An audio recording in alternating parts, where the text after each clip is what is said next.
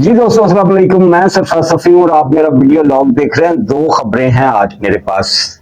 एक बड़ी जाती किस्म की आ, खुशखबरी वाली खबर है, और नंबर टू, एक लड़ाई हो रही है इस वक्त मारूफ एंकर, मारूफ कॉलम निगार और उस्ताद आ, उस्ताद हैं, सच्ची बात है, आफ्ताब इकबाल साहब और सुहेल अहमद, मारूफ एक्टर, उर्फ अजीजी, मतलब यूं कह लें, उनके दरमियान एक घमसान की जंग हो रही है। और इस जंग की अंदर की बातें मेरे पास हैं जो किसी और के पास नहीं होंगी। मुझे नहीं अंदाजा कि किसी और के पास होंगी या कोई इस तरह से व्लॉग करेगा और व्लॉग में सब कुछ बता देगा। लेकिन उससे पहले आप दोस्त ये ना समझिए कि ये मैंने मुंह में कोई शायद पान की कलोरी डाली हुई है।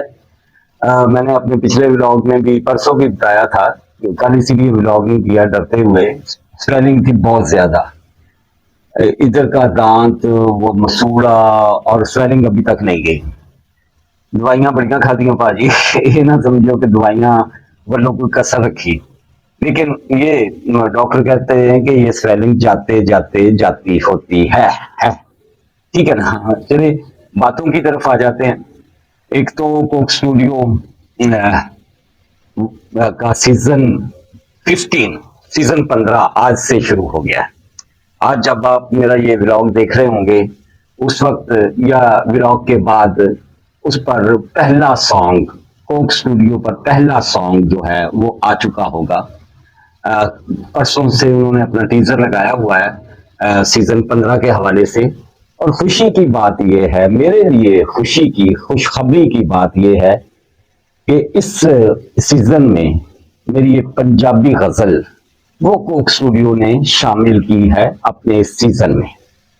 आ, सारी तफसील बताता हूँ इस हवाले से, लेकिन पहले नहीं, पहले आफ्ताब इकबाल साहब की तरफ जाने से पहले यही बात पूरी कर लेते हैं। एक हमारे मुल्क के बड़े मारूफ सिंगर हैं, यंग सिंगर हैं, बहुत खूबसूरत गाते हैं, जीशान अली, सुना होगा आपने। उन्होंने और उनकी मिसेज हैं होशियारियां, आप देखते होंगे ARY पे शो, उसमें होस्ट एंकर हैं इज़ा, छोटी बहनों जैसी है। इज़ा ने मुझसे रब्ता किया कुछ महीने पहले की बात है कि सफी साहब आपका फोन नंबर चाहिए। फेसबुक के थ्रू हुआ रब्ता।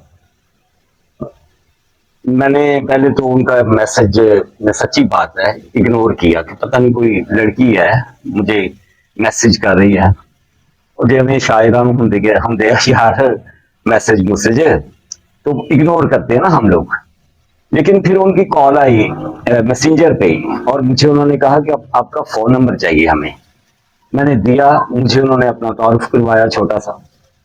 मैंने उन्हें फोन नंबर दिया, मैंने कहा अपनी बरादरी है, मतलब मीडिया से जुड़े हुए कोई लोग हैं, उनको मेरा फोन नंबर चाहिए। उन्होंने मुझे फोन किया, कहने लगी कि आपकी एक गजल है मशहूर जमाना, चलिया जीन जी होंगी है, कौन मोहब्बत की होंगी है, तेरा मुखड़ा वेख के सोचा ऐसी सूरत भी होंगी है। ये मेरी वो गजल है, आपने भी सुनी होगी। तो कहने लगी कि हमें चाहिए। मैंने कहा बेटा आप क्या करोगे। तो बहरहाल बात खुली, और फिर निशान अली साहब जो उनके हस्बैंड हैं वो आए, इज़ा आई। एक अच्छी जगह पे उन्होंने चाय का एहतमाम किया, वहां मुलाकात हुई, बकायदा बकायदा स्टैम्प पेपर पे साइन हुए। और उन्होंने खुद से, मतलब कोक स्टूडियो में नहीं, अभी उन्होंने खुद से वो मेरी गजल गाने के लिए दी और मुझे पेमेंट की। बड़े लोग होंगे ना, समझते ना। और मामूली सी पेमेंट नहीं, मतलब शायरों को इतनी पेमेंट नहीं होती, सीधी बात है। अब गजल उन्होंने ये गाई कोक स्टूडियो के लिए, कोक स्टूडियो के अंदर ही होता है वो सारे का सारा सिलसिला उनका, और ये तैयार है माशाल्लाह से। पता नहीं आज वो इसे ऑन एयर करते हैं या इस सीजन के अंदर कब करते हैं, 1-2 दिन बाद करते हैं, जब भी आप सुन लेंगे। लेकिन ईद से पहले ये खूबसूरत जोड़ा जो है ना, ये बड़ा बड़े लोग हैं। सच्ची बात है, बड़े लोग जो होते हैं ना, हमें हमारे ही दरमियान होते हैं, हमारे इर्द गिर्द होते हैं, हमें पता नहीं होता। कुछ बुरे भी होते हैं। बुरे की भी बात बताता हूँ। ईद से पहले जीशान साहब का फोन आया, नहीं, इर्जा मेरी छोटी बहन का फोन आया कि सफी साहब आपका होम एड्रेस चाहिए, आपका अकाउंट नंबर चाहिए, आपका आईडी कार्ड नंबर चाहिए, और ये वो। मैंने कहा ये क्या करना है सब कुछ? तो उन्होंने कहा कि ये जब आपकी गजल जो हम जो निशान गा रहे हैं, ये जब ऑन एयर जाएगी कोक स्टूडियो की तरफ से, तो कोक स्टूडियो इसकी रॉयल्टी आपको देगा। कब तक देगा? जब तक ये गजल किसी भी प्लेटफॉर्म पर चलती रही। सिंगर को भी इसकी रॉयल्टी मिलेगी और आपको भी मिलेगी। सिंगर कंपोजर वही है, जिशान अली। मैं हैरत ज़दा। ताहियात, उन्होंने कहा ताहियात। कोक स्टूडियो के नुमाइंदे मेरे पास आए, उन्होंने मुझे स्टैम्प पेपर सारा पढ़ के सुनाया, उसके कायदे जवाबत सारे DOR कह लें, सारे का सारा वो मुझे पढ़ के सुनाया। 10-15 सफ़ात का था। और उसमें हम 3 फ्रीक हैं, 3 लोग फ्रीक का। कोक स्टूडियो, नंबर 2 राइटर और पोइट, मतलब मैं, ते सिंगर कंपोजर जिशान अली। किधरे ਹੁੰਦਾ है इस तरह? आप ही दसो। एक दूसरी तरफ एक चोर, वो जिशान रोखड़ी, वो भी जिशान है, शफाउल्लाह रोखड़ी का बेटा। वो मेरी गजल खुद से ही उठाता है फेसबुक से, खुद ही कंपोज करता है, खुद ही दुबई जाके उसकी रिकॉर्डिंग करता है, शूटिंग करता है, उसे यूट्यूब पे और मुख्तलिफ प्लेटफॉर्म्स पे चढ़ा देता है। और अब तक उसके 8 या 10 मिलियन लोग हैं जिन्होंने वो देख ली है मेरी शायरी। ऐसे लोग भी मौजूद हैं। खैर, उसका पूरा बंदोबस्त मैंने किया। रफी अहमद नहीं छाड़ता हूं ना, तो जान रही हो ना। लेकिन ये होते हैं बड़े माँ बाप के बेटे, बड़े लोग, यंग हैं, मतलब वो कहें कि मतलब की ऐसी शायद की नाम बेनिफिट देंगे, लेकिन उन्होंने दिया।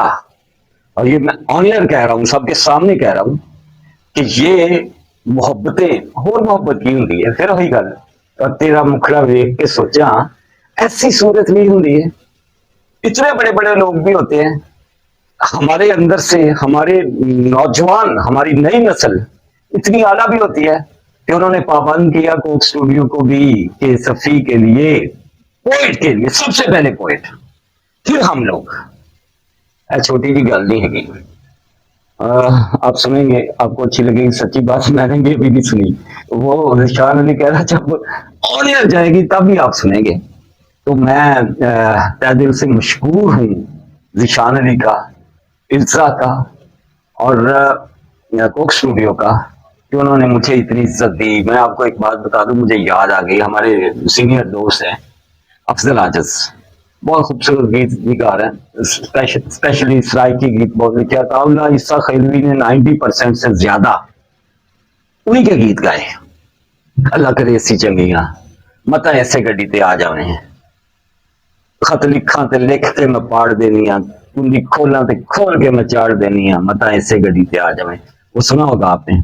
और अल्लाह करे ऐसी चंगियां भी सुना होगा। कोक स्टूडियो में अताउल्लाह ईसा खैलवी ने अपने बेटे के साथ अल्लाह करे ऐसी चंगियां गाया। शायर का नाम नहीं दिया, असल शायर का, वो कोई मजबूर ईसा खैलवी साहब हैं, उनका नाम दे दिया। और अफजल आजिज साहब का, ये 2018 की बात है, नहीं दिया। और एक लॉन्ग टाइम के बाद कोक स्टूडियो का सीजन आ रहा है, सीजन 15। अब कोक स्टूडियो के चैनल पे जाके देख सकते हैं, टीजर उन्होंने लगाया हुआ है। हो सकता है मेरा ये व्लॉग जब अपलोड हो तो पहला सॉन्ग भी इस सीजन का अपलोड हो चुका हो कोक स्टूडियो पर। मैंने जरूर दसना, मुबारकबाद मैंने बन ली। लेकिन आपने मुझे बताना है कि पोइट्री कैसी है, सिंगर कैसा है, प्रोडक्शन कैसी है, ये जरूर बताना है। अब आ जाते हैं आफ्ताब इकबाल साहब और सुहेल अहमद की तरफ, दोनों की तरफ। मैं दोनों को थोड़ा थोड़ा जानता हूं जाती तौर पर। पीछे लेके जाऊंगा आपको थोड़ा सा। 2006 में, 2005-6 में मैं रोजनामा खबरें में कॉलम लिखता था। उससे पहले मैंने जब जर्नलिज्म शुरू किया 97 में, तो मैंने किया था नजम सेठी के अखबार से, न्यूज रूम से। लेकिन पहले दिन से, जिस दिन मैं न्यूज रूम में जाके ट्रेनिंग सब एडिटर बैठा था, उसी दिन से मेरा कॉलम, पहले ही दिन से रोजनामा आजकल जो नजम सेठी का उर्दू अखबार था, फ्राइडे टाइम उनका इंग्लिश अखबार था, और ये दोनों रीगल चौक लाहौर में इनका ऑफिस था, वैन गार्ड के पीछे, वहां से छपते थे। पहले दिन से मेरा कॉलम उस अखबार में शुरू हो गया जो पेज 2 पे लगता था, और जब तक मैं रोजनामा आजकल में रहा मेरा कॉलम वहां छपता रहा।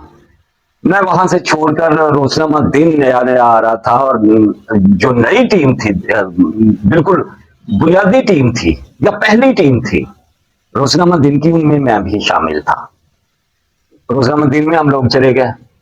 रोजनामा दिन में मैंने खूब कॉलम निगारी की, मतलब हर दूसरे दिन मेरा कॉलम होता था रोजनामा दिन में। फिर मैं खबरें में आ गया, और ये खबरें में जब मैं आया हूँ, खबरें में मेरा ज़िया साहब मरहूम, रब उन्हें जन्नत दे, मामला जो भी है, अदनान मरहूम उनका बेटा दोस्त था। अब मतलब वो कुछ और ही तरह के ताल्लुकात थे। मैं कभी उनका इजहार करूंगा। खबरें के इन्हीं दिनों जब मैं खबरें में कॉलम लिखता था, तो आफ्ताब इकबाल साहब खबरें छोड़कर, रोजनामा खबरें छोड़कर नवाए वक्त में कॉलम निगारी उन्होंने शुरू कर दी थी। रोजनामा नवाए वक्त में उनका कॉलम होता था, और दी नेशन में भी उनका कॉलम होता था। इंग्लिश कॉलम, अंग्रेजी कॉलम लिखते थे दी नेशन के लिए, और उर्दू कॉलम लिखते थे नवाए वक्त के लिए। और एक फुर्तीले कॉलम निगार, मैं उन्हें पढ़ता था। अच्छे कॉलमिस्ट एक दूसरे को पढ़ते हैं, मुझे भी कहीं उन्होंने पढ़ा होगा। गवर्नर थे उन दिनों पंजाब के खालिद मकबूल, लेफ्टिनेंट जनरल रिटायर्ड खालिद मकबूल, जो चेयरमैन भी रहे एहतसाब के। हाँ हाँ, जानते हो ना। और उनके साथ बहुत सारी बातें जुड़ी हुई हैं, उन बातों को नहीं छेड़ना। एक कॉलम में, मेरे कॉलम में जिक्र था इसका इसका बड़ा, हाँ, खालिद मकबूल साहब का, कि वो बगैर प्रोटोकॉल के शादमान चौक में, तब वैन्स चलती थी लाहौर में, बगैर प्रोटोकॉल के वो अकेला आदमी खुद ही गाड़ी ड्राइव करता हुआ सिग्नल पे आके खड़ा हुआ। उधर साथ एक वैन भी खड़ी हुई जिसमें मैं बैठा हुआ था, मैंने देखा, मैंने अपने कॉलम में जिक्र कर दिया। अगले दिन उनके एडीसी थे कैप्टन शफीक, मलिक शफीक, उनकी मुझे कॉल आ गई कि खालिद मकबूल साहब जो हैं वो आपका शुक्रिया अदा कर रहे हैं गवर्नर साहब, और आपसे मिलना भी चाह रहे हैं। वो कह रहे हैं चाय पीने के लिए आओ गवर्नर हाउस। खैर ताल्लुकात, वो शफीक साहब बाद में ISPR में ब्रिगेडियर शफीक के नाम से बड़ा नाम कमाया हुआ उन्होंने। खालिद मकबूल साहब उन दिनों करवाते होते थे इज्तमाई शादियां गरीब बच्चों की। कुछ और प्रोजेक्ट्स भी थे, जैसे अखुवत वाले हैं, डॉक्टर अमजद साकब, ये सब लोग करते थे। मैं भी इनवाइटेड होता था इन तमाम फंक्शंस में।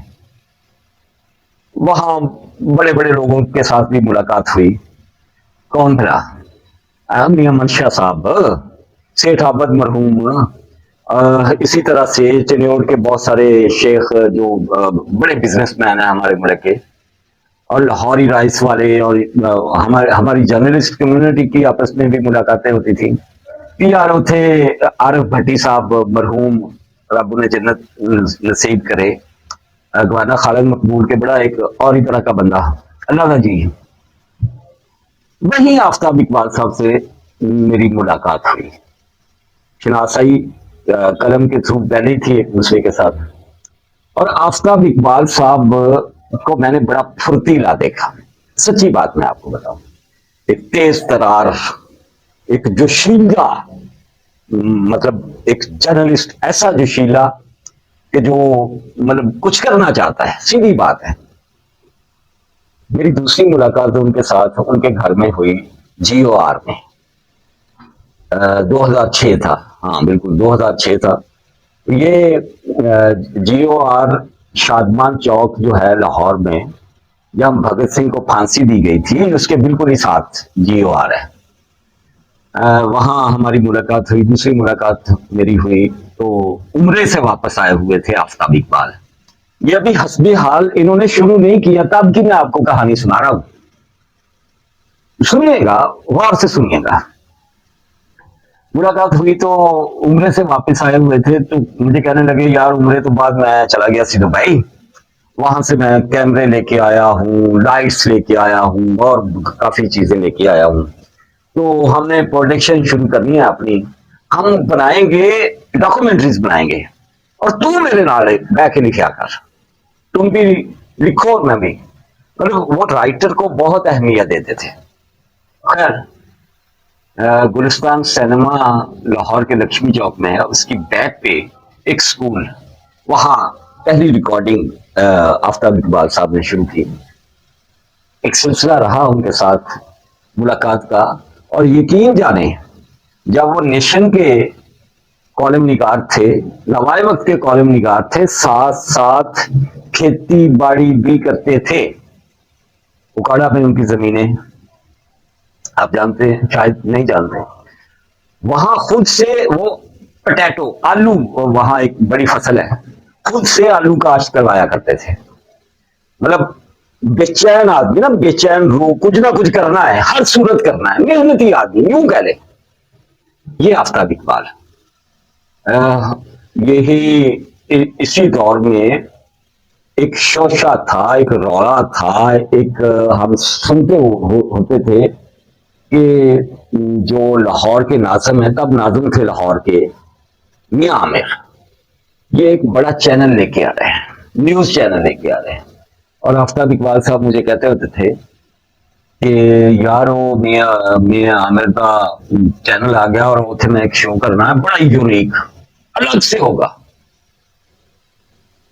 हस्बे हाल जो उन्होंने बाद में किया, उससे पहले की मैं बातें बता रहा हूँ, हस्बे हाल से पहले की बातें बता रहा हूँ।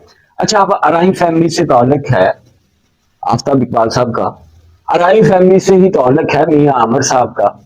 ये आपस में दोस्त हुए, फिर इनकी अजीजदारी भी निकली, तो भी एक मामला है।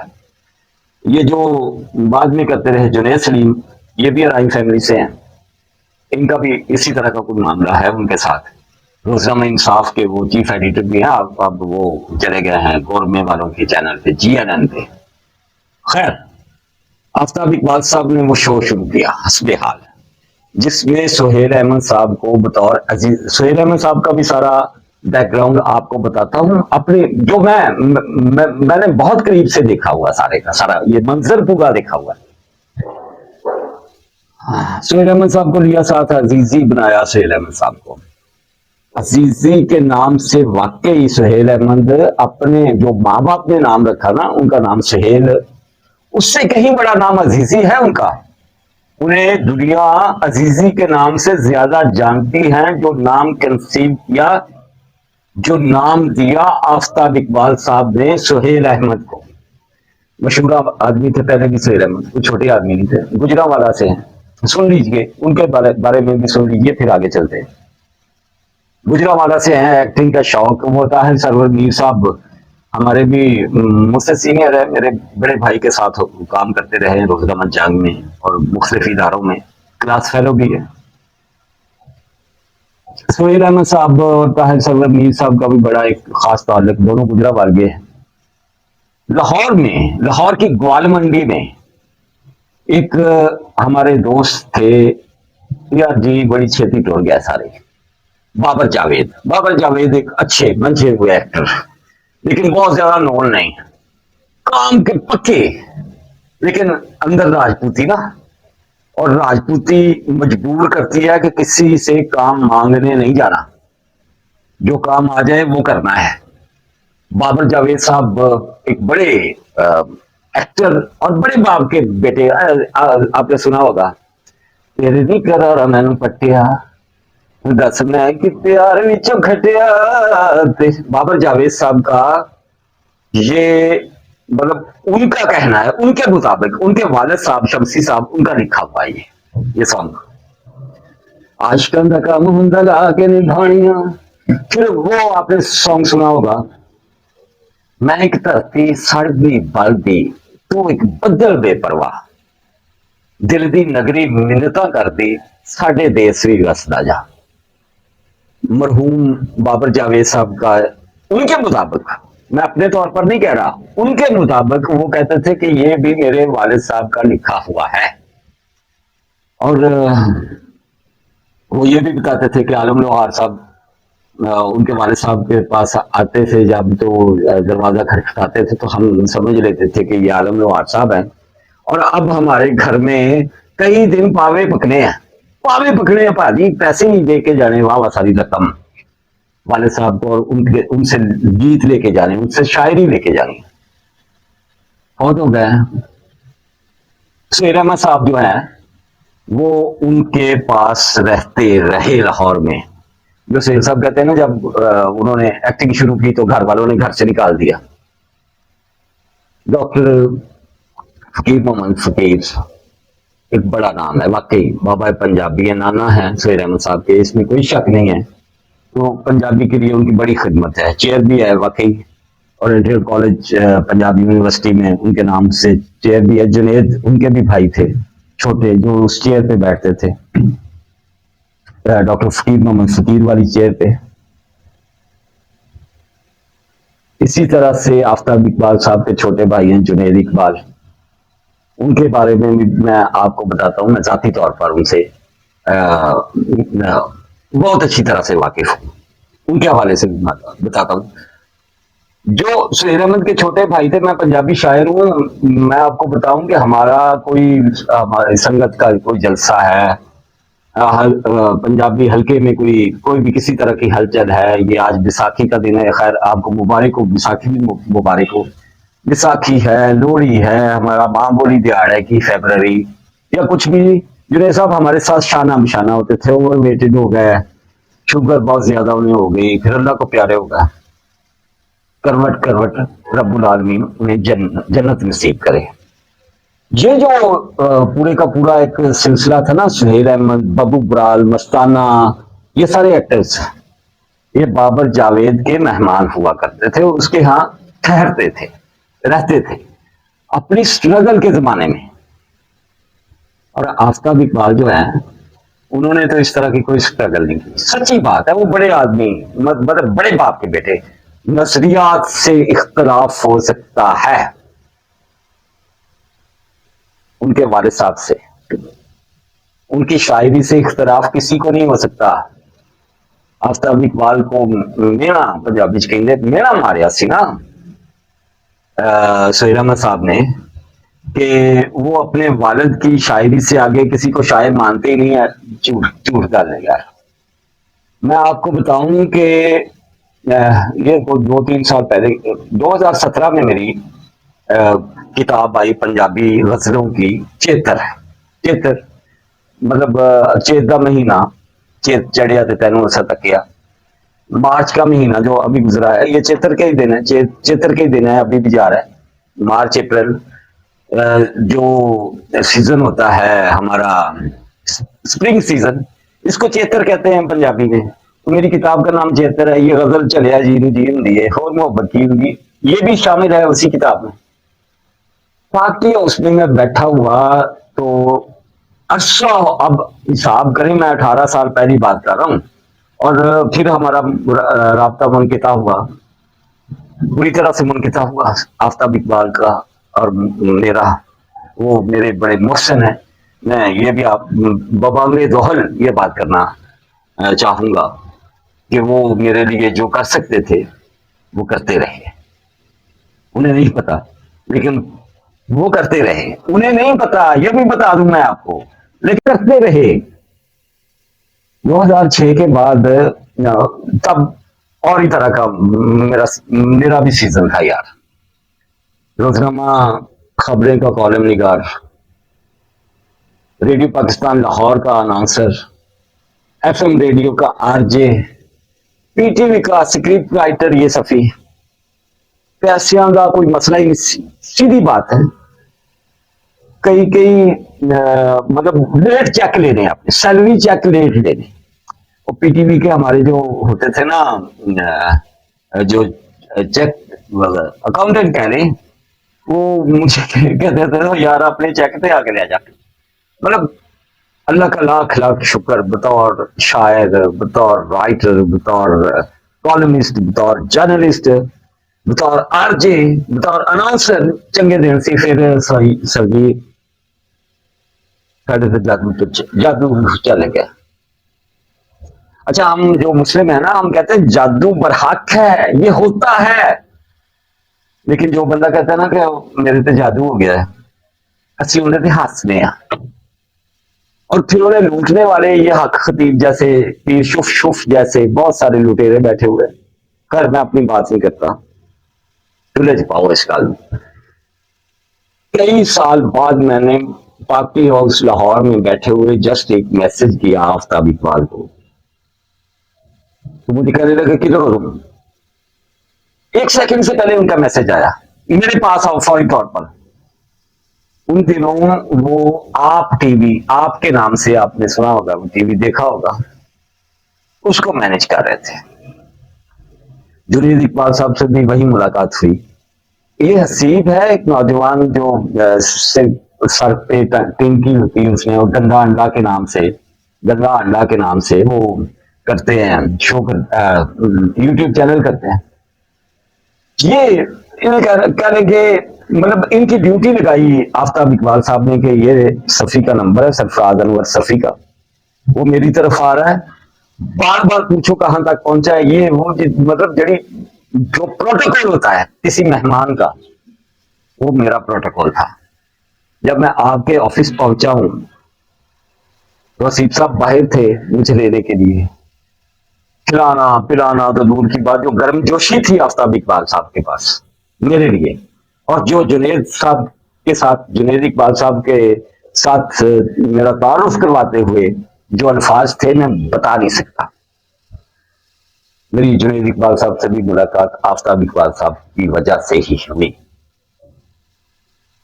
एक बड़ा बाप, एक बड़ा शायर जिसके बेटे हैं ये, आप यकीन करें, आप इख्तलाफ कर सकते हैं, मेरी बातों से भी इख्तलाफ कर सकते हैं, लेकिन मैं ये सच कह रहा हूं कि इतने हम्बल, इतनी मोहब्बत करने वाले लोग आपको बहुत कम मिलते हैं दुनिया में। मेरी मेरी बदकिस्मती का हम लोग रास्ते में नहीं रहते, उनका कोई कसूर नहीं है। ये जो चेड़ा डाला हुआ है सुहेल अहमद साहब, सुहेल अहमद साहब के हवाले से भी मुझे बहुत सारी बातों का पता है। मतलब बाबर जावेद बहुत बीमार जब हुए, उन्हें ऑक्सीजन का भी प्रॉब्लम था, तो ऑक्सीजन के लिए एक स्पेशल कोई मशीन उन्हें लेके दी जो ऑक्सीजन पूरी करती थी बाबर जावेद की। यारों के यार, मतलब सुहेल अहमद भी, इसमें कोई शक नहीं। वो क्या था नाम उसका, पीटीआई के दौर में जो मिनिस्टर इंफॉर्मेशन बनाया था,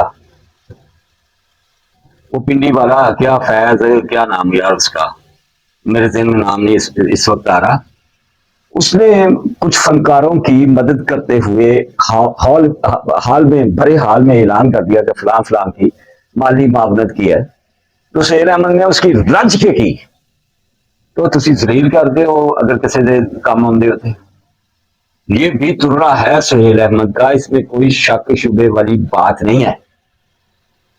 वो अपने इर्द गिर्द का ख्याल रखने वाला बंदा है, लेकिन मुझे नहीं पता चला, मुझे नहीं समझ आ रही कि ये जलापा किस बात का था सुहेल अहमद के पास। वो अली मोहम्मद भट्ट अली भट्ट कह दें, उनके शो में, उनके पॉडकास्ट में सुहेल अहमद ने बेजा किस्म की, घटिया किस्म की, मैं कहूंगा इतने बड़े बंदे से मतलब उम्मीद नहीं थी। जो इल्जामात उन्होंने लगाए सुहेल अहमद साहब, सॉरी, आफ्ताब इकबाल साहब पर तस्वर ही नहीं किया जा सकता था यार। यार आप सारे जानते हैं अजीजी कितना मशहूर है, सुहेल अहमद कितना गुमनाम है। अजीजी नाम किसने दिया? सो आफ्ताब इकबाल ने अपने इसी हवाले से एक वजाहती मतलब ब्लॉग में सुहेल अहमद साहब की बातों के जवाब दिए हैं। और उन्होंने खींच के किया है कि सबसे पहले राइटर, फिर डायरेक्टर, फिर एक्टर। इनमें कोई दो राय है? माँ है राइटर, माँ है किसी भी शो की, किसी भी फिल्म की, किसी भी ड्रामा सीरियल की, किसी भी कहानी की। और डायरेक्टर उसमें जान डालता है और एक्टर से परफॉर्म करवाता है। तो रहमान साहब उसी ठीक नहीं किया। जफर इकबाल साहब के हवाले से जो आपके वो बड़े शायर हैं, बहुत बड़े शायर, इख्तलाफ करो यार, जितना मर्जी इख्तलाफ करो आफ्ताब इकबाल से या जफर इकबाल साहब से, लेकिन कोई कोई शायर ये नहीं कह सकता कि जफर इकबाल को छोटा सा शायर है। दहाइयों से उसका राज है शायरी की। मैं मतलब मैं इस पे कोई नया तजाद या नया फंडा शुरू करवाना नहीं चाह रहा, इसलिए मैं यही रुक के बात करता हूं कि जफर इकबाल साहब को चैलेंज नहीं किया जा सकता। जितने बड़े वो शायर हैं, ये एक दो साल पहले, दो तीन साल पहले पिलाक ने, डॉक्टर सुहरा सदफ बीजी थी पिलाक की तब, उन्होंने बंडोकड़ी के नाम से उनकी किताब छापी, पंजाबी उनकी शायरी पर, उनकी नज्मों की। जरा पढ़ो तो सही, और वो बंडोकड़ी चुपो तो सही, उन खोलो तो सही। सिर्फ उर्दू के ये वो बड़े शायर नहीं, वो पंजाबी के भी बहुत बड़े शायर। हम ये नहीं कहते कि डॉक्टर फकीर मोहम्मद फकीर कोई छोटा आदमी था, बड़े बुजुर्ग शायरों को कंपाइल किया डॉक्टर फकीर मोहम्मद फकीर ने, इसमें कोई शक नहीं। वो खुद भी एक बड़े शायर थे, इसमें कोई शक नहीं। बाबा फरीद के बाद, ख्वाजा फरीद के बाद, बुल्ले शाह के बाद, वारिस शाह के बाद, मियां मोहम्मद बख्श के बाद अगर ये पंजाबी शायरी का दिया जलता रहा है तो डॉक्टर फकीर मोहम्मद फकीर जैसे लोगों ने, हस्तियों ने जलाए रखा ना।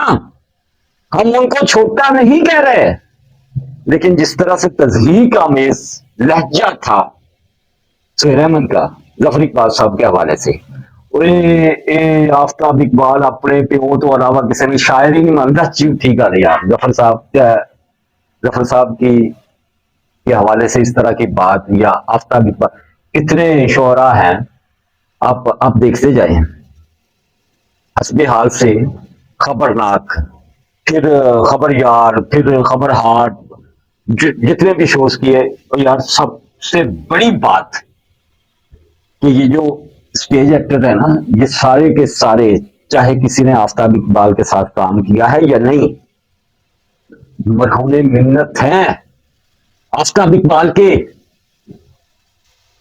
कि अगर वो दुनिया न्यूज पे बैठकर हंसबे हाल शुरू नहीं करता और इतना सुपर डुपर शो नहीं देता तो खबरनाक रेडियो पे कैसे शुरू होता? जो दिगर तमाम चैनल्स पर इस तरह के शोज कैसे बनते? ये सारे एक्टर बिजी कैसे होते? ये सारे एक्टर बड़ी बड़ी तनख्वाहें लाखों में सैलरीज कैसे लेते? ये स्टेज एक्टर। नासिर चनेटी की बात कर लें, आगा माजिद की बात कर लें, मुझसे छोटे वो मेरे छोटे भाई आफ्ताब अनवर, उन्होंने जीएनएन पे तारों से करीम बातें शुरू किया था। कितने एक्टर वहां बैठे हुए थे? आफ्ताब इकबाल ने कितने एक्टर्स को, अमानुल्लाह समेत, उस्ताद बड़े एक्टर्स समेत कितने छोटे छोटे एक्टर्स को भी प्रमोट कर बड़े किया। हमारे लिए सारे बड़े हैं, मेरे लिए सारे बड़े हैं, लेकिन बात यह है कि क्या आफ्ताब इकबाल ने ये दिया नहीं जलाया? जफर इकबाल साहब ने जो दिए जलाए उनको एक तरफ भी रख लें, तो क्या आफ्ताब इकबाल ने ये नया दिया जलाकर इन्हें नहीं दिया? और फिर आफ्ताब इकबाल साहब की वो बात याद आके हादसा आंदा है, सीधी गल है कि जिस तरह से हट्टी सड़े करार दी जिथे दीवा नित बले जिवें तर्जमा कर रहे थे सुहेल अहमद साहब और आफ्ताब इकबाल साहब ने अपने उस व्लॉग में उसकी बड़ी खूबसूरत निशानदेही की। क्या किसी को शक है कि नीलाम घर जो बाद में तारिक अजीज शो हुआ था उसमें जो स्पेशली वो कार वाला इनाम का जो मुकाबला होता था, जो इंफॉर्मेशन वहां से आती थी लोगों को, क्या कोई कम इंफॉर्मेशन आफ्ताब इकबाल ने अपने मुख्तलिफ चैनल्स पर मुख्तलिफ शोज में दिए? वो कम इंफॉर्मेशन दी, ज्यादा इंफॉर्मेशन दी और बड़ी बड़ी इंफॉर्मेशन दी। मतलब बड़े बड़े पढ़े लिखे लोग जो है उनका प्रोग्राम कर सकी या कोई भी बड़े बड़े पढ़े लिखों के पास वो इंफॉर्मेशन नहीं होती थी। इतनी तैयारी करके आफ्ताब इकबाल अपने शो में बैठता है। मैं ये नहीं कहता कि आफ्ताब इकबाल ने सब कुछ हिफ्ज किया हुआ है। जो एंकर इतनी तैयारी करके बैठे उसे कौन छोटा कह सकता है? सीधी बात है। और ये सुहेल अहमद का जो था ना उन पे इल्जाम, ये बड़ा ही महंगा इल्जाम था। और अज करके वो सीट से बहते और यार ਹੁਣ ਤੁਸੀਂ ਕਿਸੇ ਦੇ बहन उठन पे भी एतराज करोगे, किसी के खान पीन पे भी एतराज करोगे। बचपन में जो माँ बाप सिखाते हैं ना, हमें तरबियत करते हैं। मतलब शफीक अली चौधरीबाद, मेरे वालिद राणा अनवर खान तूती बोलता था उनका हमारे एरिया में। मैं अगर बीमारियों का शिकार हुआ तो उनकी कोई रीजन है?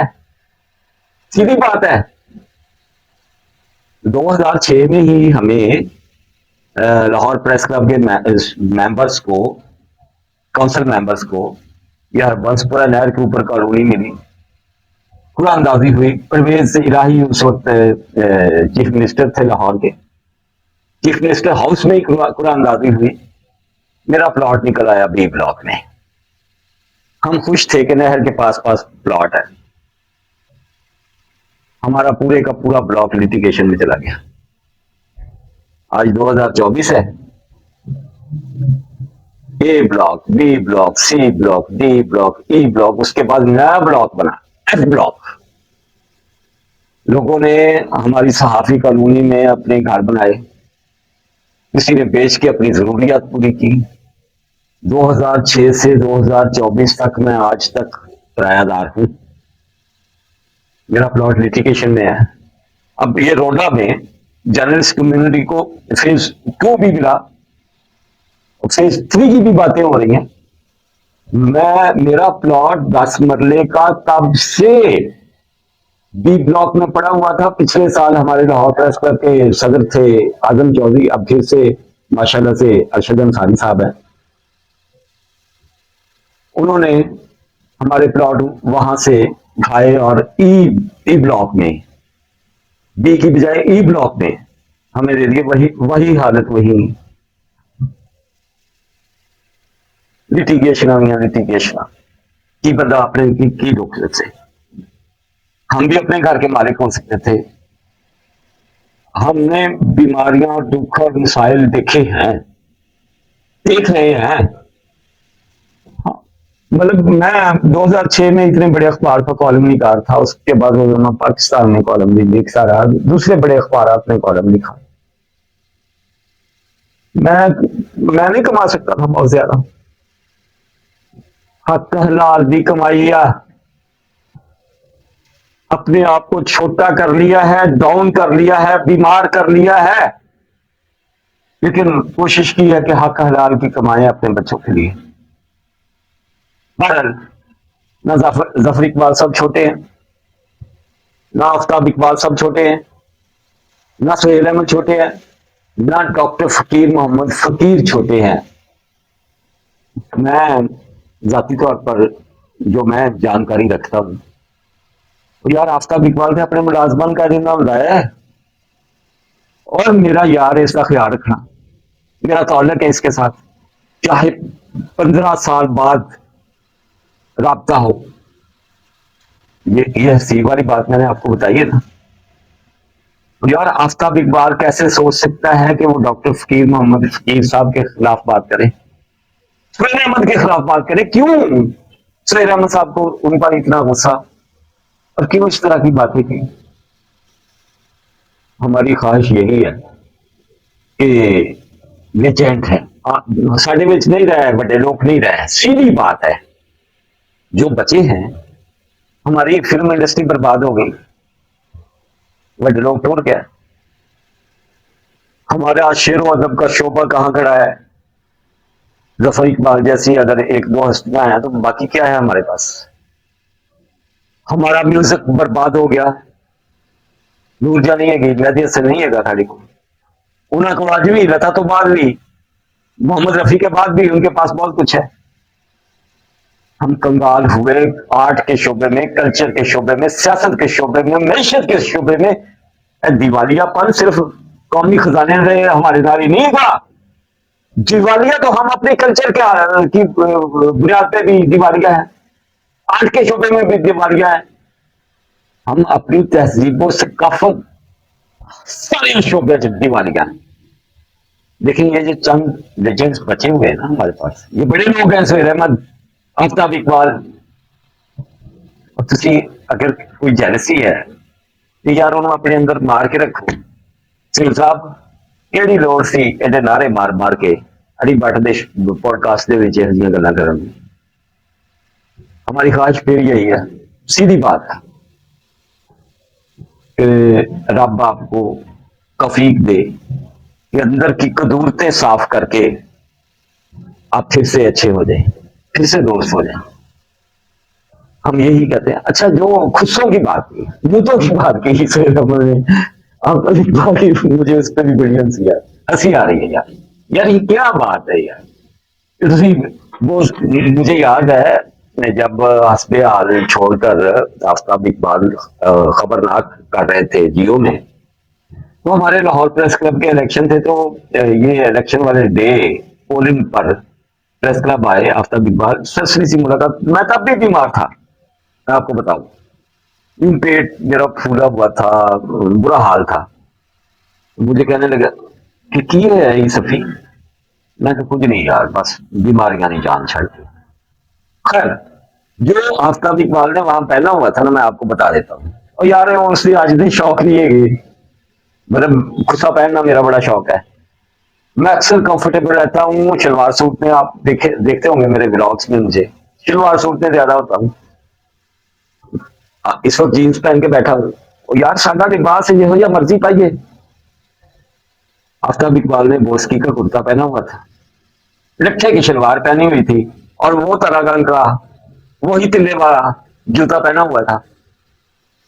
यार आफ्ताब इकबाल से जब मैं पहली दफा मिला था ना, तब भी उसने तिल्ले वाला जूता पहना हुआ था। तब तो वो हस्बयाल भी नहीं करते थे। शेर साहब, वड्डे आदमी हो, वड्डियां गल्लां करया करो। ये छोटी छोटी बातें आपको जेब नहीं देती, की कहने शोभा नहीं देती, शोभा नहीं देती है। अल्लाह हाफिज।